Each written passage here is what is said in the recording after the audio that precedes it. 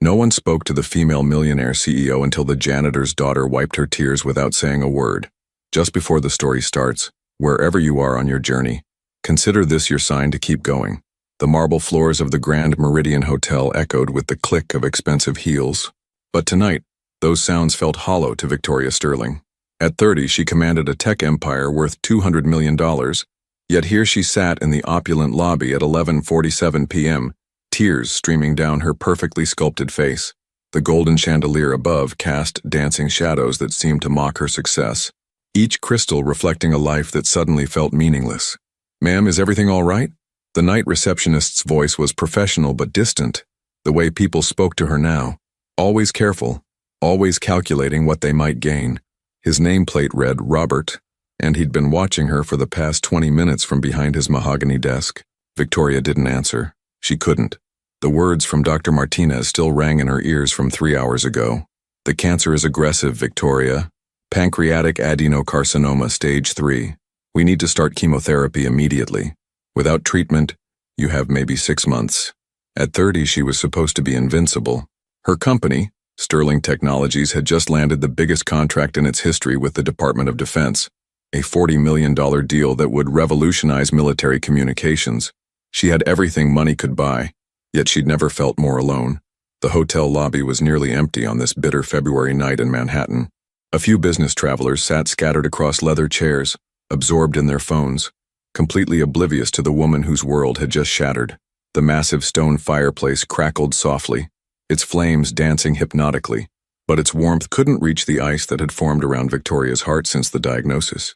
She remembered her last conversation with her mother, dead now for 8 years from the same disease. "Sweetheart, money can't buy everything," Margaret Sterling had whispered on her deathbed in Mount Sinai Hospital. "It can't buy time, and it can't buy love." Victoria had dismissed it then, driven by ambition and the desperate need to prove herself in a man's world. She'd thrown herself into building her empire, working 18-hour days, sleeping in her corner office more often than her penthouse apartment. Now, those words haunted her like a curse she couldn't escape. The irony wasn't lost on her.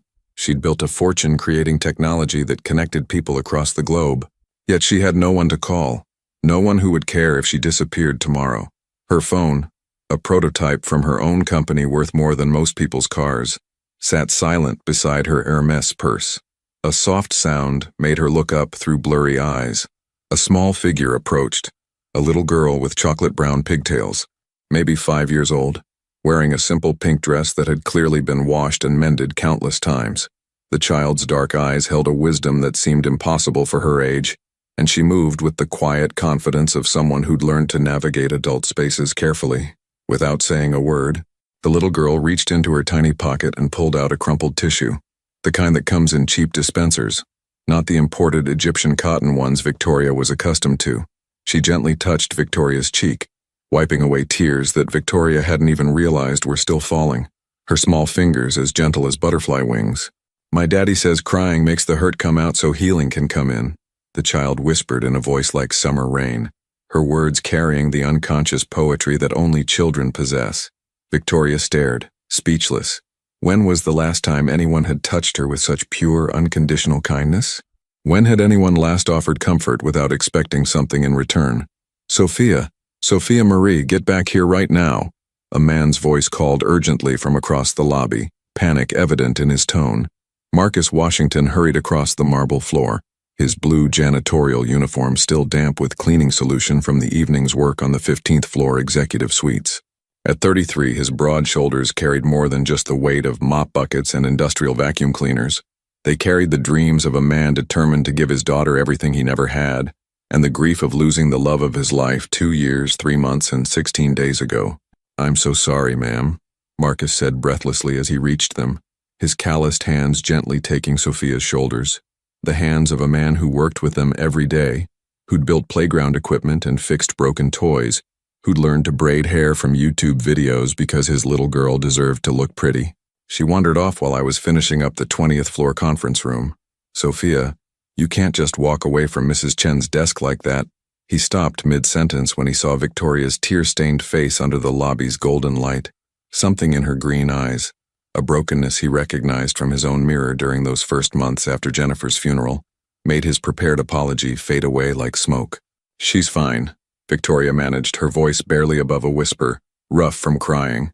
She looked down at Sophia, who was still standing close, her small hand resting on Victoria's silk Armani sleeve like she belonged there. She helped me, more than she knows." Marcus studied Victoria's face with the careful attention he'd learned working nights in the hotel. In his 3 years on the cleaning crew at the Grand Meridian, he'd seen plenty of wealthy guests come and go through these marble halls. Most barely acknowledged his existence, looking through him like he was part of the furniture. But this woman seemed different, vulnerable in a way that her expensive clothes and jewelry couldn't hide, broken in a way that money couldn't fix. "Daddy, the pretty lady, was sad," Sophia explained, looking up at her father with those impossibly wise dark eyes she'd inherited from her mother. "Like you were after Mommy went to heaven to be with the angels. Remember? You used to cry when you thought I was sleeping. But I could hear you in the kitchen." Marcus felt his chest tighten like someone had wrapped steel bands around his ribs. Sophia's mother, Jennifer Marie Washington, had died in a car accident on a rainy Thursday evening 2 years ago, when Sophia was just 3. A drunk driver running a red light had stolen his wife, his best friend, his entire future in one devastating moment. Since then, it had been just the two of them against the world. A janitor with a GED and a little girl who saw angels, where others saw only emptiness. He worked the night shift at the hotel from 10 p.m. to 6 a.m., then picked up landscaping jobs during the day whenever he could find them, all to afford their tiny one-bedroom apartment in Queens where Sophia slept on a daybed in the living room and dreamed of becoming a teacher like her mommy had been. "Sometimes grown-ups get sad too, baby girl," Marcus said softly, kneeling to Sophia's level while keeping his eyes respectfully averted from Victoria. He'd learned long ago that people like her, people in $1,000 suits who lived in penthouses, existed in a different universe than people like him. Even when they're all grown up, they still get hurt inside. But Victoria surprised him by speaking directly to his daughter, her voice gentler than he'd expected. "What's your name, sweetheart?" "Sophia Marie Washington," the little girl announced proudly, standing straighter. "I'm 5 3/4 years old. Daddy says I'm going to be really smart like Mommy was. She was a teacher before she went to heaven." Victoria felt something crack deep in her chest. Not the cancer eating away at her pancreas, but something deeper, more fundamental. A wall she'd built brick by brick over years of corporate battles and boardroom betrayals. "That's a beautiful name for a beautiful smart girl," she said, and meant it more than any words she'd spoken in months. Marcus stood slowly, uncertainty written across his features. In his world, conversations with guests, especially wealthy ones crying in hotel lobbies at nearly midnight, simply didn't happen. He was invisible, part of the background, someone who cleaned up messes and emptied trash cans while the important people conducted their important lives. But something about this moment felt different, suspended outside the normal rules. "I should get her home," he said quietly, glancing at the reception desk where Mrs. Chen, the elderly night security coordinator, was pretending not to watch them. "Mrs. Chen keeps an eye on her during my shift, but it's way past Sophia's bedtime. She has preschool tomorrow morning at 9. "Wait," Victoria said suddenly, the word escaping before she could stop it. Both Marcus and Sophia turned back to her and she felt exposed under their gentle attention. Thank you, both of you. I haven't had anyone show me kindness like this in years." Marcus nodded awkwardly, still unsure of the protocol. In his experience, wealthy people didn't thank janitors for anything, let alone for something their children had done. "Come on, Soph. Say goodbye to the nice lady, and then we need to catch the 12:15 subway before the next one isn't until 1 a.m. But Sophia had other plans entirely. She stepped closer to Victoria, tilted her head with the serious expression children wear when they're about to say something they believe is very important, and asked, "Are you sick? You look like Daddy did when he had the big hurt inside after Mommy died. The kind of hurt that lives in your body and makes you cry even when nothing bad is happening right that minute." Victoria's breath caught in her throat like a physical thing. How could this 5-year-old child see what teams of board members, business associates, and supposed friends had missed entirely? How could someone so young recognize the particular grief of facing mortality? "Sophia," Marcus said quickly, embarrassment coloring his voice as he placed a protective hand on his daughter's shoulder. "We don't ask personal questions like that. It's not polite to—" "It's okay," Victoria interrupted, surprising them both with the firmness in her voice. She looked directly into Sophia's trusting dark eyes, seeing something pure and honest that she'd forgotten existed in the world. Yes, sweetheart. I am sick. Very sick. Did you tell the doctors about it? Sophia asked with the matter-of-fact concern of a child who'd spent too much time around hospitals and medical conversations. Doctors are good at fixing people when they're broken. They helped Grandpa Joe when his heart got broken inside his chest. Marcus's throat tightened as memories flooded back. Joe Washington, his father and the only parent he'd ever really known, had suffered a massive heart attack 6 months ago while working his second job as a security guard at a warehouse in Brooklyn. The medical bills had nearly destroyed Marcus financially, eating up the small savings he'd managed to accumulate over years of careful budgeting and sacrifice. He was still paying them off $20 here, $50 there, whenever he could manage it without letting Sophia go without something she needed. Victoria watched the silent exchange between father and daughter, seeing layers of struggle and love and determination that her world of corporate maneuvering had never prepared her to understand. "The doctors are going to try to help me," Victoria said carefully, choosing her words for Sophia's young ears while her mind raced with the brutal reality Dr. Martinez had laid out. Chemotherapy starting Monday, surgery if she was lucky, months of treatment that might buy her time but couldn't promise her life. But sometimes being sick is very complicated, even for doctors. Sophia nodded sagely, as if this made perfect sense to her. That's okay. Sometimes it takes a long time to fix things that are really broken. Like when I broke Daddy's favorite mug, the one with Mommy's picture on it. We couldn't fix it with glue, but Daddy found someone special who could put it back together so you could barely see the cracks. Marcus felt his heart squeeze. That mug, a Father's Day gift from Jennifer 3 years ago, had been his most treasured possession. When Sophia accidentally knocked it off the kitchen counter last month, she'd cried for hours, convinced she'd destroyed something irreplaceable. He'd spent 2 weeks and $60 he couldn't really afford to have it professionally restored by an artist in Greenwich Village, because some things were worth more than money. "Your daddy sounds like a very smart man," Victoria said, glancing up at Marcus with something that might have been respect. It was a foreign expression on the face of someone from her world, and it made him stand a little straighter. "He is," Sophia confirmed. "He knows how to fix lots of things. He fixed my bike when the chain came off, and he learned how to make French braids from the computer, so my hair would look pretty like the other girls at school. And he makes the best grilled cheese sandwiches in the whole world, even though we only have the regular cheese, not the fancy kind." Victoria found herself smiling, actually smiling, for the first time since sitting in Dr. Martinez's sterile office. "French braids are very difficult. I never learned how to do them. Daddy could teach you," Sophia offered with the generous innocence of childhood. "He's really good at teaching things. He taught me how to ride my bike and how to tie my shoes and how to read some words before I even started school." The idea of Marcus Washington, this janitor with calloused hands and a kind face, teaching her anything seemed absurd. Victoria Sterling learned from Harvard professors and Fortune 500 CEOs and international consultants who charged $1,000 an hour for their expertise. But something about Sophia's simple faith in her father's abilities touched a place in Victoria's heart she'd forgotten existed. "That's very sweet of you to offer," Victoria said gently. She looked at Marcus, really looked at him for the first time. He was younger than she'd initially thought, probably around her own age, with intelligent brown eyes and the kind of steady presence that came from carrying real responsibility. "You've raised an incredible daughter." Marcus felt heat rise in his cheeks. Compliments about his parenting were rare and precious. Usually he only heard criticism from other parents at Sophia's school who looked down on his work uniform and single-parent status. "She's the best thing I've ever done," he said simply, his voice thick with emotion. "Jennifer would be so proud of the little person she's becoming." "Tell me about Jennifer," Victoria found herself saying, then immediately regretted it. She had no right to ask such personal questions, no business inserting herself into their private grief. But Marcus didn't seem offended. Maybe it was the late hour, or the strange intimacy of the empty lobby, or the way Sophia had broken down the normal barriers with her innocent kindness. But he found himself answering. "She was a second-grade teacher at PS 163 in Queens," he said, his voice taking on the soft quality people use when talking about the dead. "She could make any kid love reading, even the ones who thought they hated school. She used to say that every child was just a story waiting to be told. They just needed someone to help them find their voice." Victoria listened with an attention she hadn't given to anyone's personal story in years.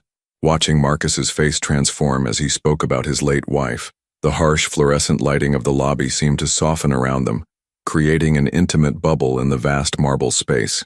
Jennifer grew up in foster care, Marcus continued, Sophia leaning against his leg as she listened to the familiar story. She bounced between 12 different homes before she aged out at 18, never got adopted, never had a real family until, he paused, swallowing hard, until she made one with me and Sophia. She used to say that family isn't about blood or money or having the perfect house. It's about showing up for each other, especially when things get difficult. The words hit Victoria like a physical blow. Jennifer Washington, a woman who'd had nothing, had understood something fundamental that Victoria, with all her wealth and success, had never grasped. She'd spent her adult life believing that achievement was everything, that building an empire was the same as building a life. But sitting here at midnight, facing her own mortality, she realized how empty her victories felt. She sounds like she was a wonderful person, Victoria said quietly, surprised by the genuine emotion in her own voice. Sophia is lucky to have had her as a mother, even if it wasn't for long enough. She still has her, Sophia said with the matter-of-fact certainty that children bring to discussions of death and love. Mommy's not gone. She's just in a different place. She talks to me sometimes when I'm dreaming, and she tells me to take care of Daddy because he gets sad and forgets to eat sometimes. Marcus's hand found Sophia's head, stroking her soft curls with infinite tenderness. That's right, baby girl. Mommy's always with us, especially when we're helping other people the way she used to help her students. Victoria felt tears threatening again, but these were different from the ones she'd been crying earlier. Less about fear and self-pity, more about recognition of something beautiful she'd been missing her entire adult life. How do you do it? She asked Marcus suddenly. How do you stay so positive after losing someone you loved so much? Marcus considered the question seriously. It wasn't one he got asked often. Most people assumed that single fathers, especially poor ones, were either heroes or failures with no complex emotions in between. I don't think it's about staying positive, he said slowly. It's about choosing what to focus on. I can spend my energy being angry about what I lost, or I can spend it making sure Sophia grows up knowing she's loved and that her mother's life meant something. Some days are harder than others, but he looked down at his daughter. She keeps me anchored to what matters. What matters? Victoria asked, though she wasn't sure she was ready for the answer. Being present, showing up, making sure the people you love know they're loved while you still have time to tell them. Marcus paused, then added with quiet intensity, Jennifer used to say that the only wealth that really counts is the wealth of connections you build with other people. Everything else is just stuff you leave behind. The words settled into the silence between them, like stones dropped into still water, creating ripples that seemed to expand infinitely. Victoria thought about her penthouse apartment, filled with expensive art that she'd bought as investments rather than for joy. She thought about her closet full of designer clothes that she wore to impress people she didn't particularly like. She thought about her bank accounts and stock portfolios and the empire she'd built, and realized that none of it would matter in 6 months if Dr. Martinez was right. I don't think I've ever really learned how to connect with people, Victoria admitted, the confession feeling dangerous and necessary. I've spent so long trying to be successful that I forgot how to be human. Sophia stepped closer and took Victoria's manicured hand in her small, warm one. That's okay. Learning new things is fun. Daddy says it's never too late to learn something important.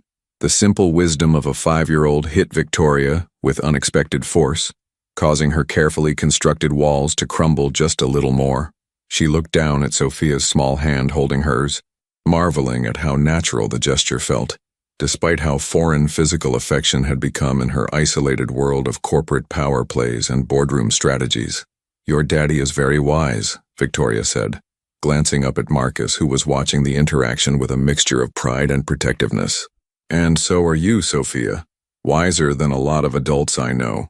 Marcus checked his watch, a simple Timex that had been his father's, worn and reliable like the man who'd raised him.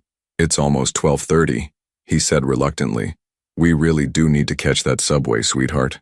You have school tomorrow, and Mrs. Patterson doesn't like it when kids are sleepy in class. But as Sophia started to step away, Victoria felt a panic she hadn't experienced since childhood, the fear of being left alone again, in a world that suddenly seemed too big and too cold. Wait, she said again, more urgently this time. Would it be possible for me to see you both again? The question hung in the air like something fragile and unprecedented. Marcus stared at her, clearly struggling to process the request.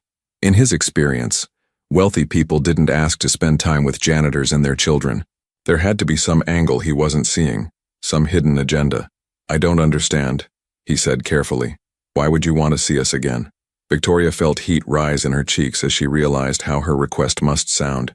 Strange, possibly condescending, definitely outside the normal boundaries of their respective worlds. Talking to you both tonight, it's the first time in years that I've felt like I was having a real conversation. Not about business deals or profit margins or stock prices, but about things that actually matter. About loss and love and what it means to be human. She took a shaky breath, aware that she was revealing more about herself than she'd intended. "I have cancer, pancreatic cancer. The doctors say I might have 6 months, maybe less. And I realize tonight that I have no one real, to share whatever time I have left. I've built this empire, but I never built a life. I don't even know what that looks like." Marcus felt his worldview shift slightly. He'd assumed her tears were about something fixable, a business deal gone wrong, a relationship problem, the kind of troubles that money could solve. But cancer was different. Cancer was the great equalizer that didn't care about bank accounts or social status. "I'm sorry," he said sincerely. That's really tough. Cancer took my mom when I was 15, so I know how scary that diagnosis can be. The thing is," Victoria continued, emboldened by his understanding, "tonight with Sophia wiping my tears and you both just being so genuine and kind, I remembered what it felt like to be around people who see you as a person instead of a business opportunity. I know this is unusual, and I know we come from completely different worlds, but would you consider letting me spend some time with you? Maybe I could learn from you what Jennifer meant about real wealth being the connections we build." Sophia looked up at her father with hopeful eyes. "Can we, Daddy? She seems really lonely, and Mommy always said we should help lonely people feel better." Marcus found himself at a crossroads he'd never expected to face.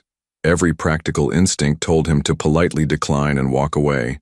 Their lives had nothing in common, and getting involved with wealthy people usually led to complications he couldn't afford.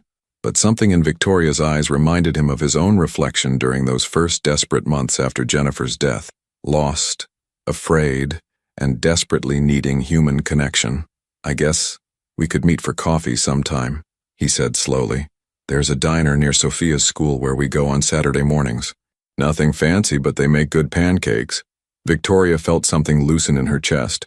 Relief, gratitude, and the first flutter of hope she'd experienced since Dr. Martinez's devastating words, "I would love that, more than you know."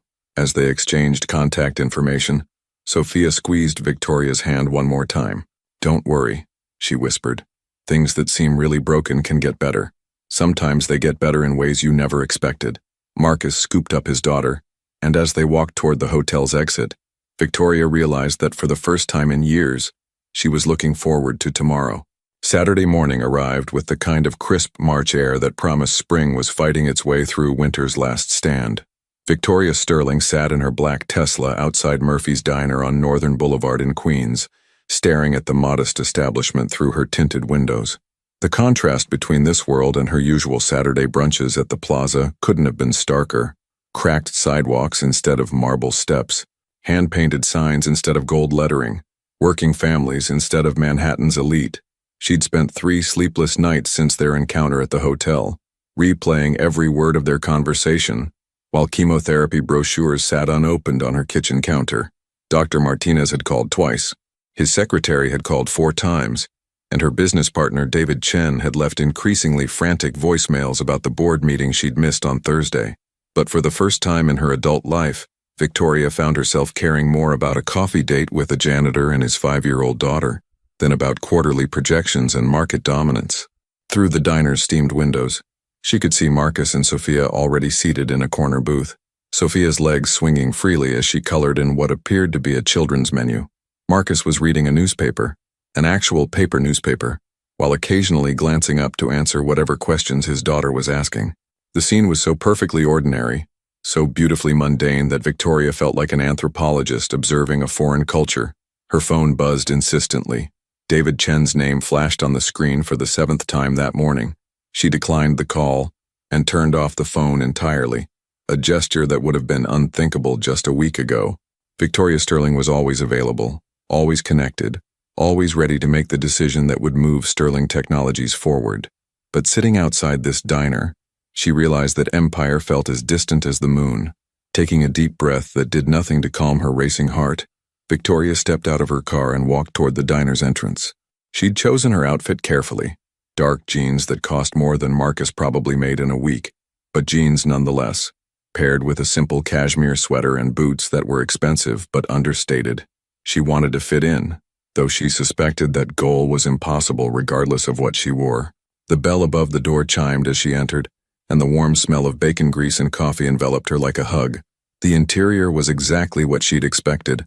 Vinyl booths with small tiers repaired with duct tape, formica tables with coffee ring stains, and walls covered with faded photographs of local high school sports teams and community events. It was the kind of place where everyone knew everyone, where regulars had their own coffee mugs, where the waitresses called customers honey, and meant it. Sophia spotted her first and waved enthusiastically, nearly knocking over her orange juice in her excitement. Victoria, Victoria, you came. Daddy, she really came. Marcus looked up from his newspaper and Victoria caught something in his expression, relief maybe, or surprise that she'd actually shown up. He stood as she approached their table, a gesture of politeness that seemed as natural to him as breathing. I wasn't sure you'd come, he said honestly, gesturing for her to sit across from them. When I gave you the address, I thought maybe you'd change your mind when you saw the neighborhood. Why would I change my mind? Victoria asked, sliding into the booth and immediately noticing how the worn vinyl felt different from the leather seats she was accustomed to. You invited me for coffee and pancakes. This looks like exactly the right place for coffee and pancakes. Sophia beamed at her response. Daddy makes the best pancakes at home, but these ones are really good too. And they have whipped cream that comes in a can, like a science experiment. A waitress appeared at their table, a woman in her 50s with kind eyes and comfortable shoes, wearing a name tag that read Dolores. She poured coffee into Victoria's cup without being asked, the gesture so automatic it was clearly second nature. What can I get you, honey? Dolores asked Victoria, her voice carrying the warm efficiency of someone who'd been serving coffee and comfort for decades. Victoria glanced at the laminated menu, overwhelmed by options she'd never encountered in her usual restaurants. No truffle oil, no organic free-range anything, no foam art or single-origin beans. Just eggs and pancakes and simple food prepared with care. I'll have what they're having, Victoria said, nodding toward Marcus and Sophia. Pancakes, scrambled eggs, and turkey bacon coming right up, Dolores confirmed, refilling Marcus's coffee without him having to ask. Sophia, you want your usual extra whipped cream on those pancakes? Yes, please, Sophia giggled. And can Victoria have extra whipped cream too? It makes everything taste like birthday cake. As Dolores walked away with their order, Victoria found herself studying the dynamic between Marcus and his daughter with growing fascination. There was an ease between them, a natural rhythm of conversation and affection that spoke of time spent together, of attention paid and love freely given.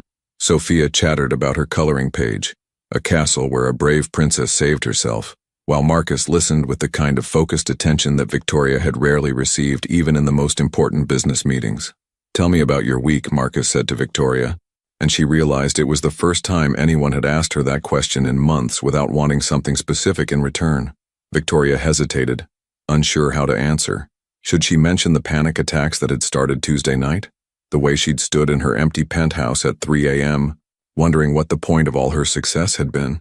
The fact that she'd written and deleted a dozen emails to Dr. Martinez, unable to bring herself to schedule the chemotherapy that might save her life.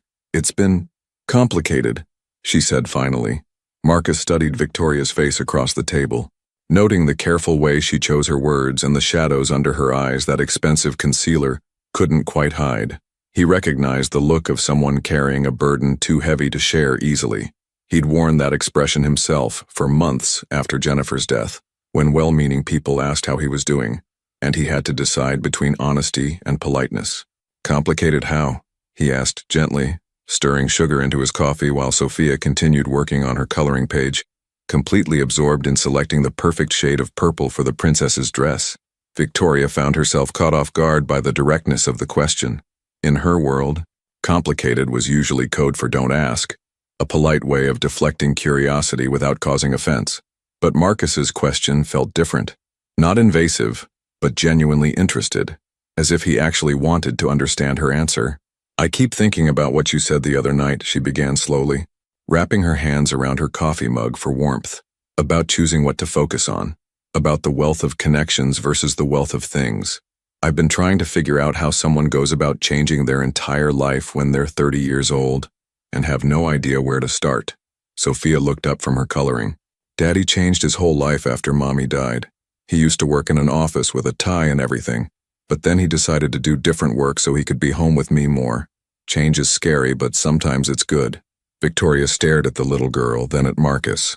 "You worked in an office?" Marcus felt heat rise in his cheeks. He'd hoped that detail wouldn't come up, at least not so early in their friendship. "I had a job in accounting at a mid-size firm in Manhattan. Nothing glamorous, but it paid well and had good benefits. After Jennifer died, though, I realized that working 60-hour weeks meant missing too much of Sophia's life. The office job would have given her financial security, but it wouldn't have given her a father who was actually present. The admission hung between them like a bridge Victoria wasn't sure how to cross. She'd assumed Marcus had always been a janitor, that his current circumstances reflected his education and ambitions, rather than a conscious choice to prioritize family over financial advancement. The revelation forced her to reconsider everything she thought she understood about success and sacrifice. "So you gave up a career to take care of Sophia?" Victoria asked, trying to process this information against everything she'd believed about professional achievement. "I gave up a job to be a father," Marcus corrected gently. "The career was Jennifer's dream for me, not mine. She thought I should aim higher, push for promotions, build something impressive, but after she died, I realized that the only thing I really wanted to build was a good life for our daughter. The janitorial work pays enough for our needs, and it means I can walk Sophia to school every morning and be home when she gets back." Dolores arrived with their food, setting down plates of pancakes that were perfectly golden and stacked high with butter melting down the sides. Sophia's eyes lit up as the waitress added a generous dollop of whipped cream to her stack, creating a small mountain of sweetness that made her clap her hands in delight. "This looks amazing," Victoria said, and meant it. She couldn't remember the last time food had looked so appealing, so completely free from the pretension and artifice that characterized her usual dining experiences. As they began eating, Sophia kept up a steady stream of conversation, telling Victoria about her teacher, Mrs. Patterson, about the book she was learning to read, about the friend who had taught her how to skip rope during recess. Her stories were small and ordinary, and filled with the kind of wonder that adults forgot how to feel. "Mrs. Patterson says I'm really good at helping other kids with their reading," Sophia announced proudly through a mouthful of pancake. "She says I have a gift for making people feel better when they're frustrated, like Mommy did." Victoria watched Marcus's face transform at the mention of his late wife's teaching abilities. "Jennifer had this incredible ability to see what each student needed," he said softly. "Some kids needed encouragement, some needed challenge, some just needed someone to believe in them. She could look at a child who was struggling and immediately know how to reach them. It sounds like Sophia inherited that gift," Victoria observed, remembering how naturally the little girl had offered comfort in the hotel lobby. "She did," Marcus agreed, pride evident in his voice. "Sometimes I think Jennifer sent me the perfect helper. Sophia has this way of knowing exactly what people need, even when they don't know it themselves." Victoria felt tears threatening again, but these were different from the desperate, frightened tears she'd cried in the hotel. These felt cleaner somehow, connected to gratitude rather than self-pity.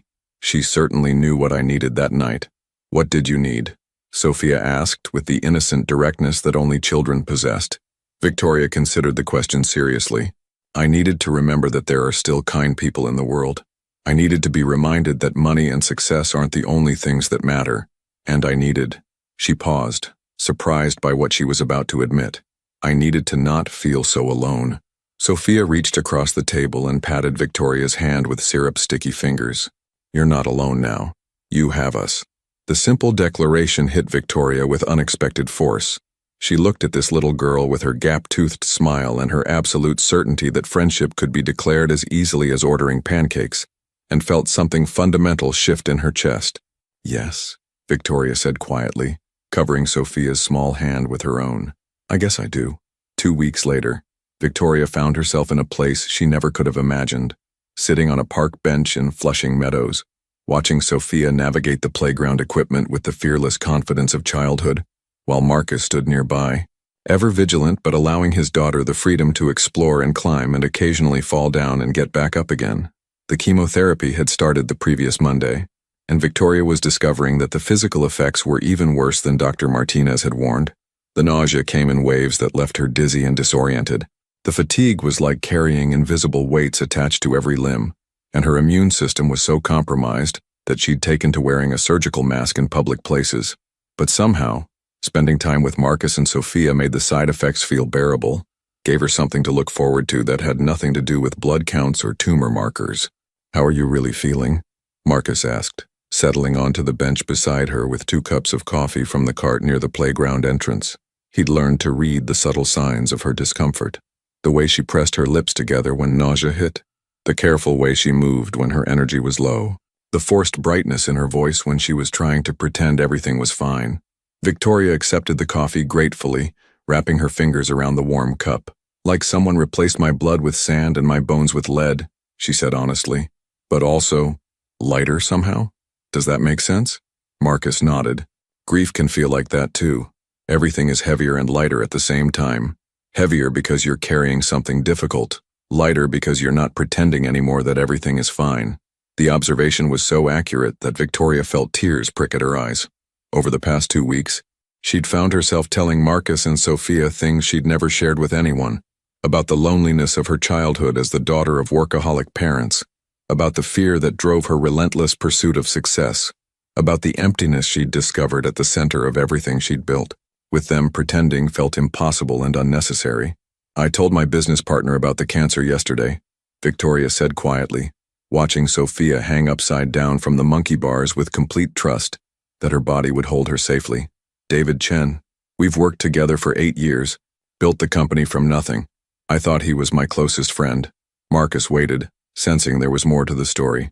He wanted to know how long I could keep working before the treatments made me unreliable. Victoria continued, her voice bitter with disappointment. "His first concern wasn't my health or my fear or how he could support me. It was about minimizing the impact on our Q2 projections." "I'm sorry," Marcus said simply. "That must have hurt." It did. But it also clarified something important.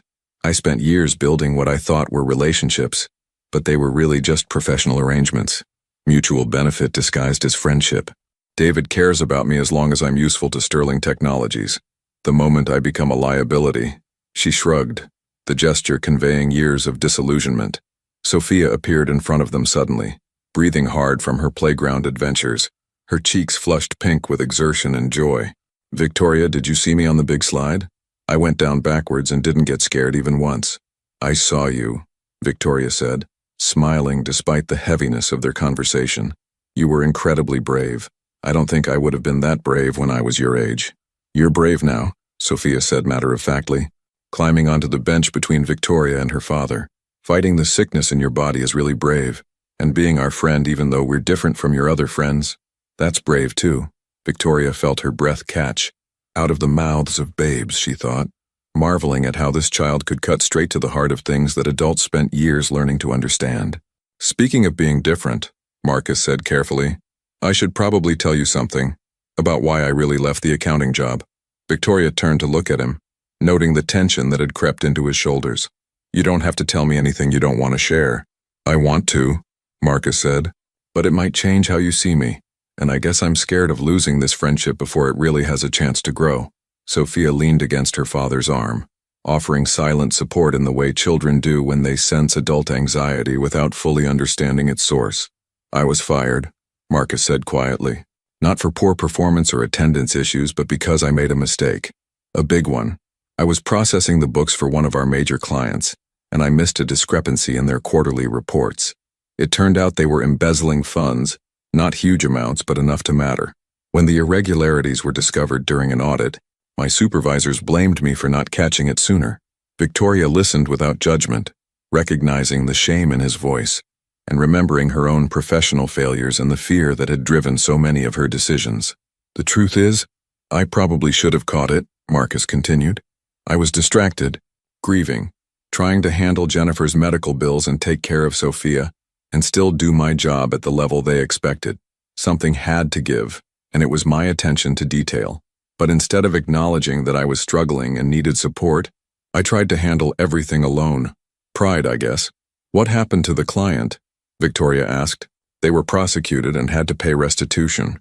But my firm lost a major account and they needed someone to blame. Since I was the one who'd missed the warning signs, I became the scapegoat. They couldn't fire me immediately because of the circumstances, losing my wife, having a young child, but they made it clear that my future there was limited. Marcus paused, gathering courage for the hardest part of his story. The worst part wasn't losing the job. It was realizing that I'd been so focused on providing for Sophia financially that I'd almost missed providing for her emotionally. Those last months at the accounting firm, I was working late every night, stressed about performance reviews, bringing that anxiety home with me. Sophia needed her father to be present, not just financially stable. Victoria found herself thinking about her own relationship with work, about the nights she'd slept in her office, and the weekends she'd spent reviewing contracts instead of, what? She'd never had anyone who needed her presence the way Sophia needed Marcus.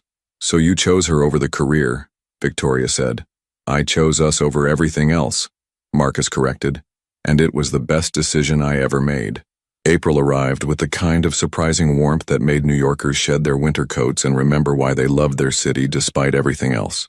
Victoria sat in the passenger seat of Marcus's aging Honda Civic, watching the familiar landmarks of Manhattan give way to the suburban neighborhoods of Long Island. They were driving to visit Marcus's father, Joe Washington, and Victoria had been nervous about the meeting for days. The chemotherapy was taking its toll more aggressively now. Victoria had lost 15 pounds and most of her hair, which she'd covered with an expensive silk scarf that Sophia had declared prettier than a princess crown. Her energy came in unpredictable waves, and some days she could barely manage to get dressed, let alone maintain the facade of running Sterling Technologies. She'd finally taken a medical leave of absence, turning daily operations over to David Chen with a mixture of relief and terror. Tell me about your father again, Victoria said, adjusting the air conditioning vent away from her face. The smell of the car, a mixture of coffee, Sophia's apple juice boxes, and Marcus's aftershave, had become comforting to her, representing the real world she'd discovered existed outside her penthouse and corporate boardrooms. Dad's been living in the same house in Levittown for 35 years, Marcus said, glancing in the rearview mirror at Sophia, who was absorbed in a picture book. He worked construction until his heart attack, raised me alone after my mom died when I was 12. He's direct, sometimes brutally honest, but he has this way of seeing straight through to what matters. Sophia looked up from her book. Grandpa Joe makes the best chocolate chip cookies in the world. And he taught me how to play checkers. He says I'm almost smart enough to beat him, but not quite yet. Victoria smiled at the little girl's confidence. Over the past month, Sophia had become a constant source of wonder and wisdom, her observations about life cutting through Victoria's carefully constructed defenses with the precision of a surgeon's scalpel. The child had an uncanny ability to ask exactly the right questions at exactly the right moments, as if Jennifer's spirit was indeed guiding her daughter's intuitive understanding of human nature. Is he going to like me? Victoria asked, and immediately felt foolish for the question. She was 30 years old, worth millions of dollars, and commanded rooms full of powerful executives. Yet she was worried about impressing a retired construction worker. He's going to see right through any pretense to who you really are, Marcus said honestly. Dad doesn't care about money or status or any of that.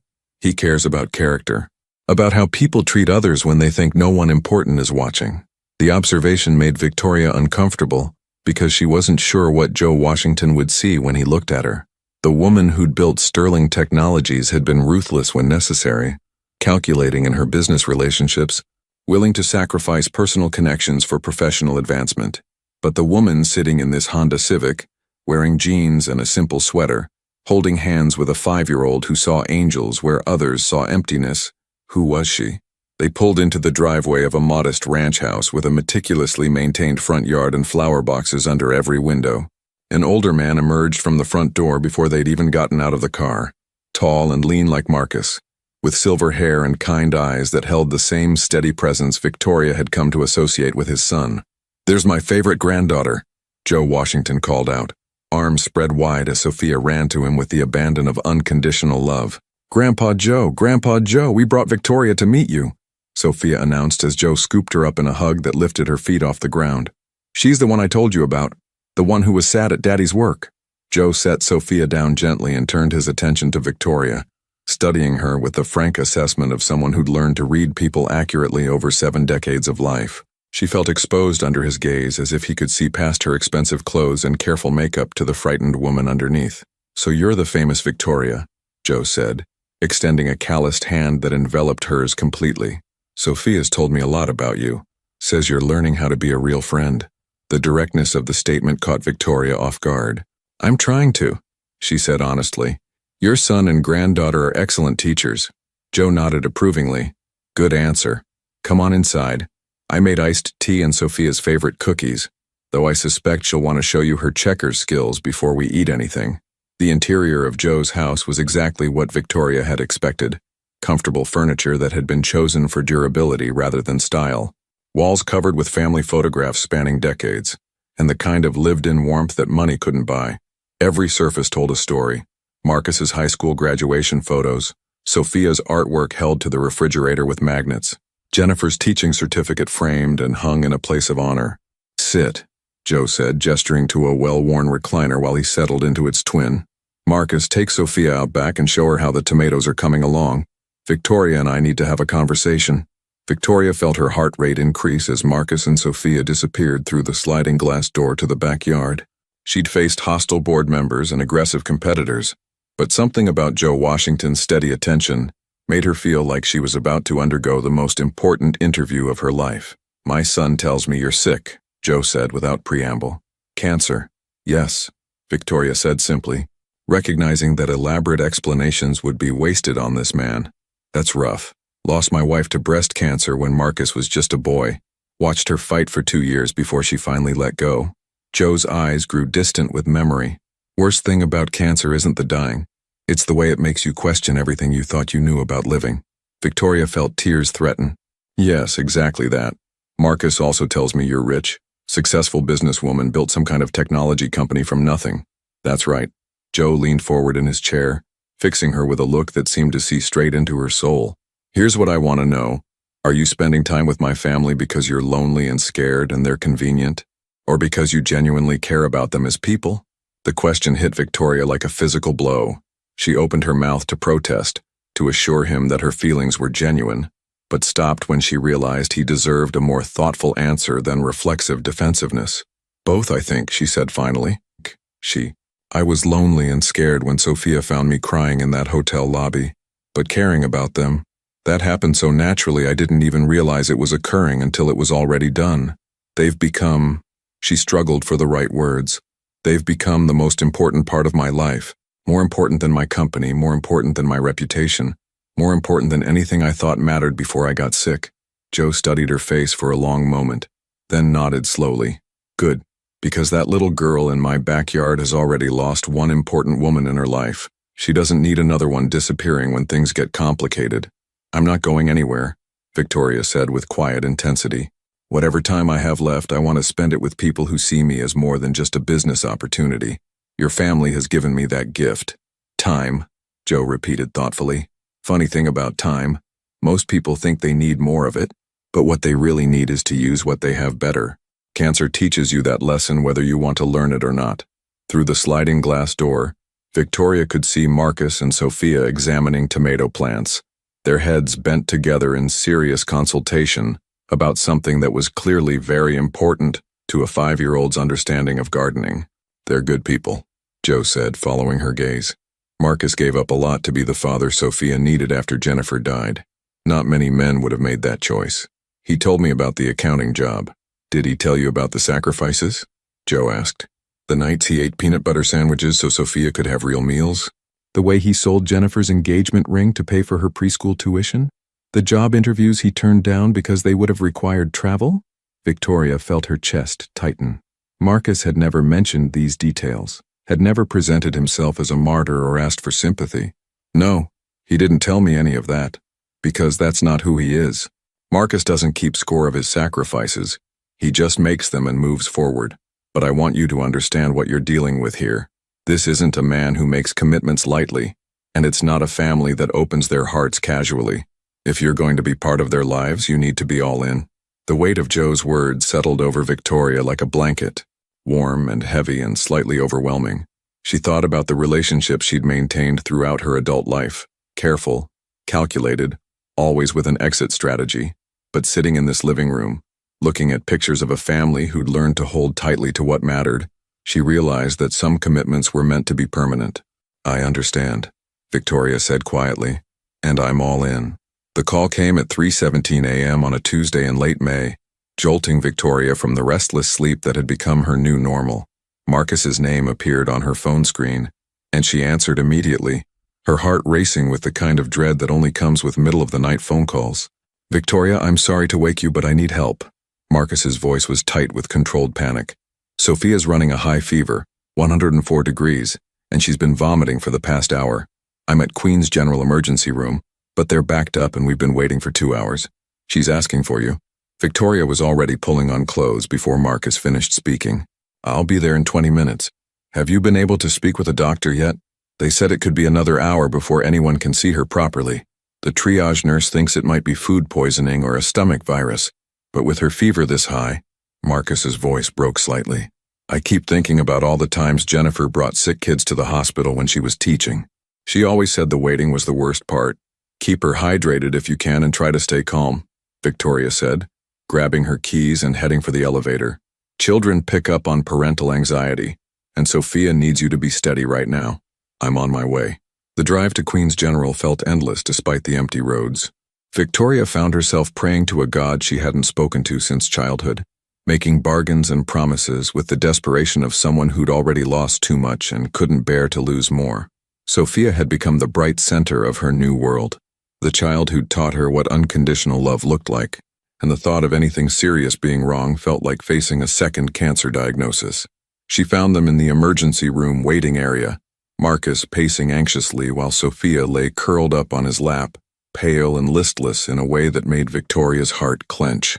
The little girl's normally bright eyes were glassy with fever, and she barely lifted her head when Victoria approached. "Hey, sweetheart," Victoria said softly, kneeling beside their chairs and stroking Sophia's damp hair. "I hear you're not feeling very good." "Victoria," Sophia whispered, reaching out with a trembling hand.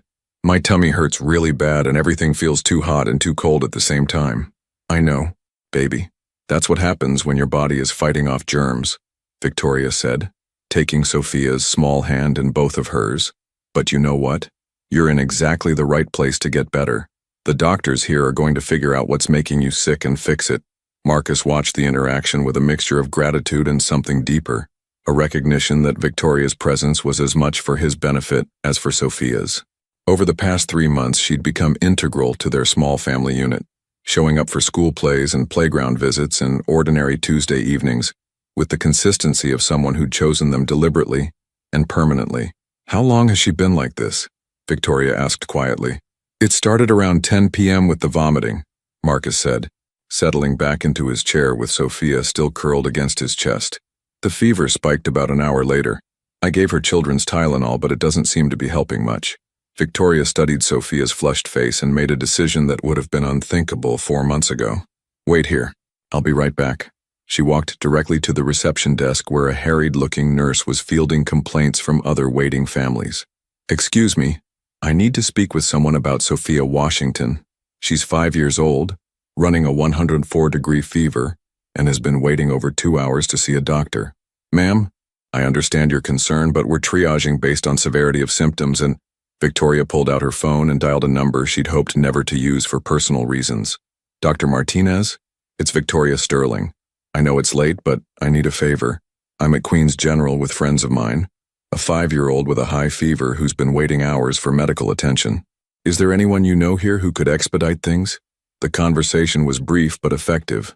Within 15 minutes, a pediatric resident named Dr. Kim was examining Sophia in a proper treatment room, taking her temperature and asking careful questions about her symptoms while Marcus held her hand, and Victoria stood nearby, feeling helpless but grateful to be included. "The good news is that this appears to be a straightforward stomach virus," Dr. Kim announced after completing his examination. "Her lungs are clear, her throat looks fine, and the fever is responding to the IV fluids we've given her. These bugs are going around the schools right now, highly contagious but not dangerous in healthy children." Marcus sagged with relief. "So she's going to be okay?" "She's going to be fine," Dr. Kim confirmed. Keep her hydrated, let her rest, and the fever should break within 24 to 48 hours. Bring her back if she shows any signs of dehydration or if the fever goes above 105, but I expect she'll be back to her normal self by the weekend.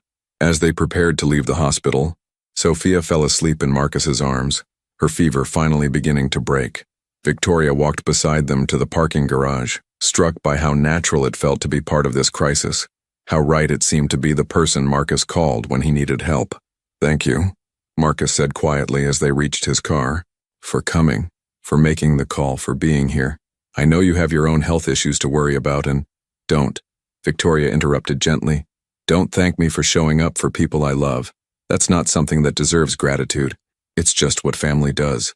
The word hung between them in the humid night air, full of weight and promise and the kind of commitment that couldn't be taken back once spoken.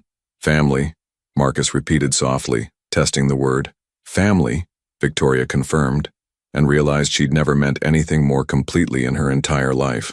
As Marcus drove away with Sophia sleeping peacefully in her car seat, Victoria sat in her own car for a long time, thinking about the phone call she'd made and the favors she'd called in without hesitation. For 30 years, she'd built networks and accumulated influence for the advancement of Sterling Technologies. Tonight, for the first time, she'd used that power for something infinitely more important. Her phone buzzed with a text from Dr. Martinez. "Hope your friend's daughter is feeling better. Also, wanted to let you know your latest scans came back. Some encouraging signs. We should talk soon." Victoria read the message twice, surprised to realize that her own prognosis felt secondary to Sophia's recovery. 6 months ago, news about her cancer would have dominated every thought and emotion. Now it was just one factor among many in a life that had become beautifully complicated, complex, and worth fighting for. She drove home through the empty streets of Queens and Manhattan, past the hotel where this all began, thinking about the strange mathematics of love and how it multiplied rather than divided when shared with the right people. 6 months later, Victoria Sterling stood in the backyard of Joe Washington's house, watching Sophia chase fireflies in the gathering dusk of a perfect July evening. The little girl's laughter carried across the yard like music, punctuated by her excited announcements each time she managed to cup one of the glowing insects in her small hands before carefully releasing it back into the summer air. "Look, Victoria, look how many there are," Sophia called out, spinning in circles with her arms outstretched as dozens of fireflies blinked around her like living stars. "Grandpa Joe says they're celebrating something special tonight." Victoria smiled, her hand unconsciously moving to touch the silk scarf that covered her slowly growing hair. The latest scan results had been beyond anything Dr. Martinez had dared to hope for. The tumors had shrunk dramatically, her cancer markers were at the lowest levels since diagnosis, and the word remission had been spoken for the first time in 8 months. It wasn't a cure, and it wasn't a guarantee, but it was hope made tangible, printed on medical reports and confirmed by second opinions. "What do you think they're celebrating?"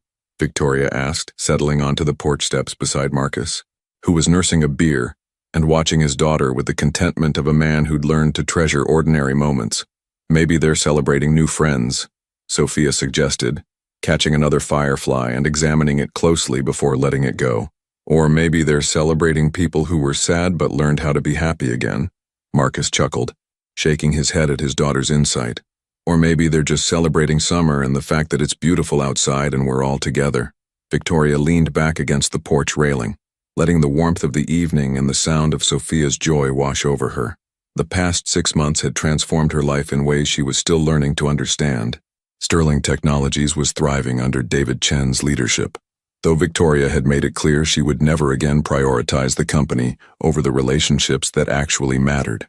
She'd sold her penthouse and bought a smaller apartment in Queens, 20 minutes from Marcus and Sophia's place, close enough to be part of their daily lives but far enough to maintain healthy boundaries. "I have something to tell you both," Victoria said, her voice carrying a mixture of nervousness and excitement that made Marcus look at her with sharp attention. "I got some news today." Sophia stopped chasing fireflies and ran over to them, sensing the importance of whatever announcement was coming. She climbed onto the porch steps between Victoria and her father, looking up at Victoria with expectant eyes. "Remember how we talked about the medicine helping to fight the sickness in my body?" Victoria began, choosing her words carefully for Sophia's understanding while Marcus watched her face intently. Well, the doctors did some new tests and they found out that the medicine is working even better than they hoped it would. Does that mean you're getting better? Sophia asked, her voice filled with the kind of hope that children invest in outcomes they believe adults can control through sheer determination. It means I'm getting much better, Victoria confirmed, feeling tears of gratitude threaten as she spoke the words aloud. The doctors think that with continued treatment, I have a very good chance of being healthy for a very long time. Maybe even, she paused, still afraid to say it, maybe even a normal lifespan. Marcus set down his beer and turned to face her fully, his eyes bright with emotion. Victoria, that's incredible. When did you find out? This afternoon.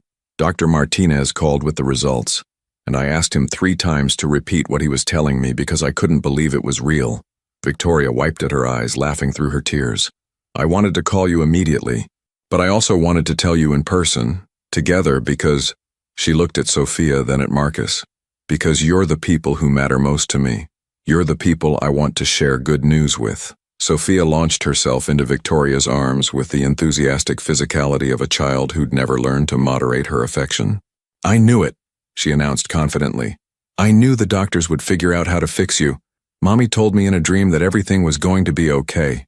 Victoria held Sophia tightly, breathing in the scent of summer and childhood and infinite possibility. Over the little girl's shoulder, she met Marcus's eyes and saw her own overwhelming gratitude reflected back at her. There's something else, Victoria said when Sophia finally pulled back to look at her. Something I've been thinking about for weeks, and this news today made me realize I don't want to wait any longer to ask. Marcus raised an eyebrow, curious about what other surprises Victoria might have in store. I've been wondering, Victoria continued, her heart racing with nervousness, how you would both feel about me being a more official part of this family.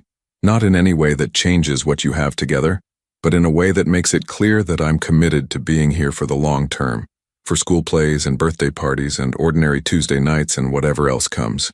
Sophia clapped her hands together with delight. Like being my bonus mom? The way some kids have step-parents, but you'd be like an extra parent who chose us? The description was so perfectly accurate, so beautifully simple in the way that only children could make complicated adult emotions, that Victoria felt her breath catch with wonder. Exactly like that, sweetheart. If that's something you and your daddy would want. Marcus was quiet for a long moment, studying Victoria's face in the growing darkness, lit by the soft glow of Joe's porch light and the occasional flash of fireflies. When he finally spoke, his voice was thick with emotion. Jennifer used to say that family isn't just about the people you're born to. It's about the people who show up for you when showing up is difficult, he said softly. You've shown up for us in ways I never expected. Ways that go far beyond friendship or obligation. Sophia loves you. I love you. And Dad thinks you hung the moon. If you want to be part of this family officially, then we want that too. Victoria felt a completeness she'd never experienced before, a sense of belonging that had nothing to do with achievement or accumulation, and everything to do with choice and commitment and the daily decision to love people well. Then it's settled, she said, pulling both Marcus and Sophia into a hug that felt like coming home. We're family. Joe appeared in the doorway behind them, having clearly been eavesdropping on their conversation with the shameless curiosity of a grandfather who cared deeply about his family's happiness. About time, he said gruffly, though his eyes were bright with approval. I was wondering when you two would figure out what Sophia and I already knew months ago. As the evening deepened and the fireflies continued their ancient dance, Victoria Sterling, successful businesswoman, cancer survivor, and newly minted bonus mom, sat on Joe Washington's porch steps surrounded by the people who'd taught her that the only wealth that really mattered was the wealth of connections built with intention, maintained with care, and deepened through the simple act of showing up for each other day after day, for as long as life allowed. The little girl who'd wiped her tears in a hotel lobby 8 months ago had given her everything she'd never known she needed: a family, a purpose, and the understanding that sometimes the most important journeys begin not with a destination in mind, but with a 5-year-old's fearless belief that broken things can always be healed with enough love and patience and the willingness to try. In the distance, the city hummed with its eternal rhythm of ambition and achievement, but here in this backyard in Levittown, surrounded by fireflies and laughter and the quiet contentment of people who'd chosen each other deliberately and permanently, Victoria finally understood what her mother had tried to tell her all those years ago. The best things in life couldn't be bought or built or achieved. They could only be received with gratitude and protected with fierce devotion, and shared with the kind of generous love that multiplied rather than diminished when given freely. And as Sophia fell asleep in her lap while Marcus and Joe discussed tomorrow's plans for building a new swing set, Victoria Sterling realized that she'd finally learned the most important lesson of all. Home wasn't a place you owned, but a collection of people who saw you clearly, loved you anyway, and showed up faithfully, creating a safe harbor in the storm of an uncertain world. The fireflies continued their ancient celebration around them, and Victoria smiled, knowing that whatever challenges lay ahead, she would face them surrounded by the family she'd chosen, and who had chosen her in return.